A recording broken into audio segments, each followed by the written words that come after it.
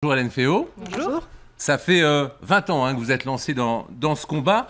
Pour mieux comprendre qui est le Parti fédéraliste européen, où est-ce que vous vous situez sur l'échiquier politique? Alors nous rassemblons des fédéralistes de droite comme de gauche et nous essayons justement de porter un projet qui est fédérateur. Donc vous trouverez au sein de nos rangs des personnalités plus sensibles à l'écologie, d'autres plus sensibles à l'Europe sociale, d'autres plus sensibles aux échanges pour que le monde des entreprises fonctionne bien. De quel candidat à la présidence de la Commission européenne vous sentez la plus proche?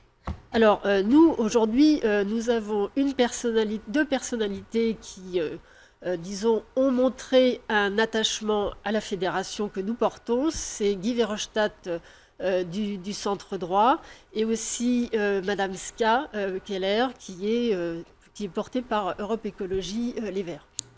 Si jamais vous êtes élu, il faudra se décider comment vous pourrez choisir. Alors nous d'abord, nous sommes logiques avec nous-mêmes, nous allons créer un groupe fédéraliste au Parlement européen parce que vous savez qu'il n'existe pas encore.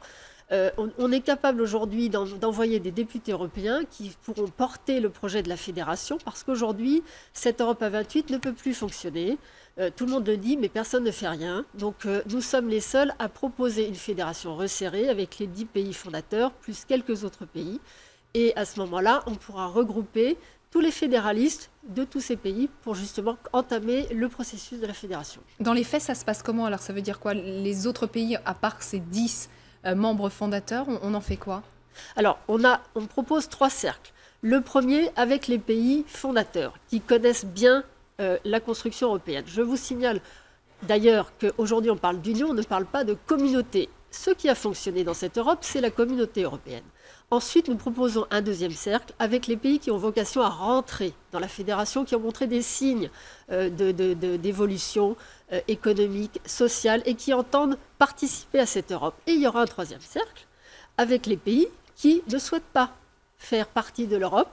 Soit nous en prenons acte, il n'y a aucun problème, mais par exemple l'Angleterre n'a pas montré des signes manifestes de conception pro-européenne, donc nous pensons que ce troisième cercle existera, mais voilà.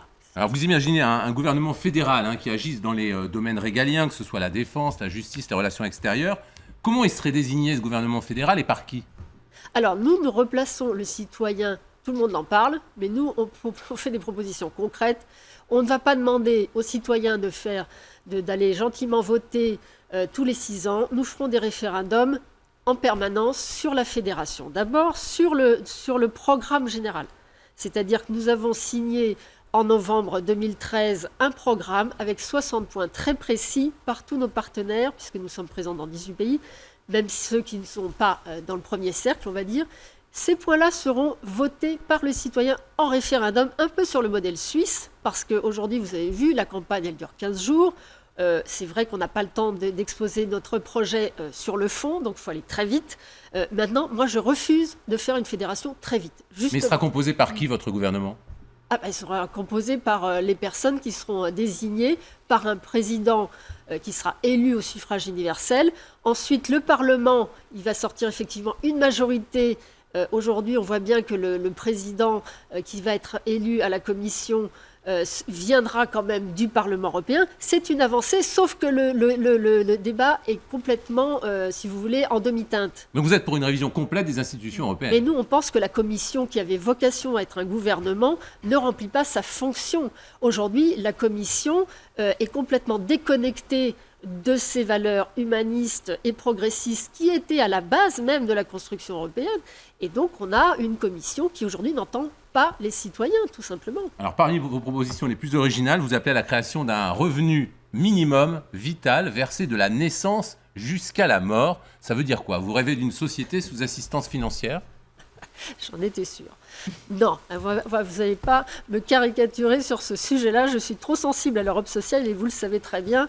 Donc non, ça permet simplement de dire qu'aujourd'hui, pour harmoniser et pour faire une Europe sociale, il va bien falloir harmoniser quand même les standards économiques, sociaux. Donc on reprend tout depuis le début. On estime que pour éviter justement les inégalités, il faut quand même que chacun puisse démarrer dans la vie avec quelque chose. Ensuite, évidemment, de 0 à 18, le revenu sera très faible, c'est juste symbolique. Mais il existera. Ensuite, là où vous en avez le plus besoin, c'est-à-dire dans la vie active Là, il y aura des prestations sociales plus importantes. Et ensuite, évidemment, une fois que vous avez fini votre vie, les prestations, elles sont surtout dans la solidarité intergénérationnelle, bien évidemment. Hélène Féault, merci beaucoup, vice-présidente du Parti fédéraliste européen pour ces élections européennes qui ont lieu donc dimanche en France. Merci beaucoup. On va justement continuer.